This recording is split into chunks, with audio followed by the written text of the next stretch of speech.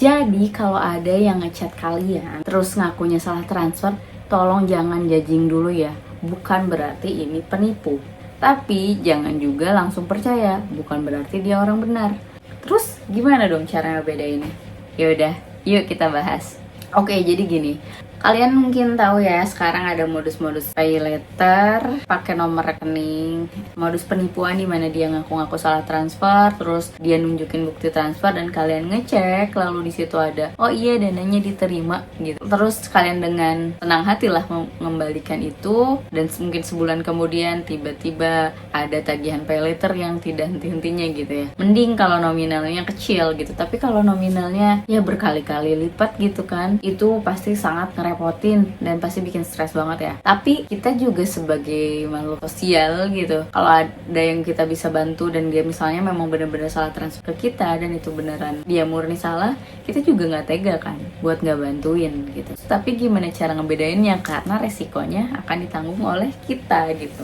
Nah, yang pertama, sebenarnya yang paling kentara kalau kita ngelihat sih proses bisnisnya itu kan, jadi si penipu tuh memang menggunakan data pribadi si calon korbannya, termasuk foto KTP, foto selfie, dan juga nomor rekening. Mungkin kalian juga tahu lah ya, untuk verifikasi akun-akun finansial biasanya membutuhkan itu sih ya. Nah, lalu setelah dia ngumpulin data tersebut, dia submit dong ke pinjol yang dia targetin. Once verified, si pinjol akan mencairkan gitu kan ke si nomor rekening tujuan, which is harus align nama di nomor rekening sama nama di pengajuan, karena dia mau memastikan penerimanya itu adalah si pemilik data atau identitas tersebut gitu. Kenapa si penipu itu butuh data kita kayak gitu dan butuh norek kita.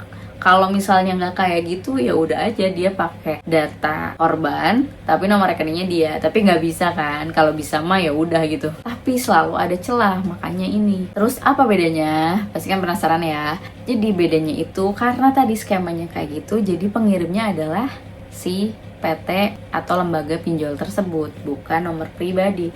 Sedangkan kalau yang korban asli itu tuh pasti pengirimnya adalah emang nomor personal gitu. Jadi penting banget kalau kalian cek mutasinya, juga cek pengirimnya. Tapi sayangnya nggak semua bank atau nggak semua aplikasi tuh support gitu, dengan alasan ada yang di-masking untuk data-data pribadi, karena memang sudah keluar ya peraturan tentang ya UU perlindungan data pribadi ini gitu, si UU PDP ini. Jadi mungkin ada beberapa bank yang kebijakannya privacy gitu, pengirimnya itu di masking. Salah satunya adalah ya bank yang oren adalah salah satu bank BUMN gitu ya, dan itu tuh kurang jelas gitu untuk ngasih inisial si penerimanya. Jadi pastiin lagi penerimanya bukan si pinjol tersebut. Tapi untuk kalian yang insecure pasti langsung nolak gitu, ya udah apatis aja gitu, nggak apa-apa juga, itu hak kalian. Tapi kalau kalian ingin membantu orang lebih tapi nggak mau bikin risiko di diri kalian, kurang lebih gitu caranya. Kalian harus make sure kalau kalian tuh